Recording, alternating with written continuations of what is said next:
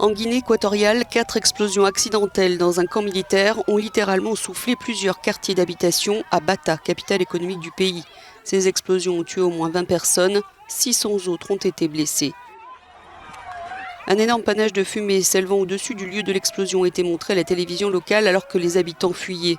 Selon un communiqué du ministère, les explosions de munitions de gros calibre ont provoqué des ondes de choc qui ont détruit totalement de nombreuses maisons avoisinantes. La télévision locale montrait en boucle des images de civils et de pompiers extrayant des enfants et des adultes d'amas de béton et de ferraille.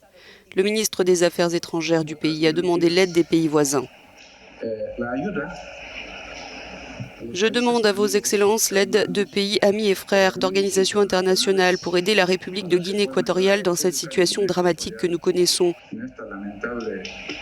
Vous savez que nous sommes déjà en urgence sanitaire et s'ajoute à cela cette tragédie dans la ville de Bata. Les hôpitaux étaient déjà surchargés par les cas de Covid-19. Le président Teodoro Obiang Nguema, à la tête de la Guinée équatoriale depuis près de 42 ans, a ordonné une enquête.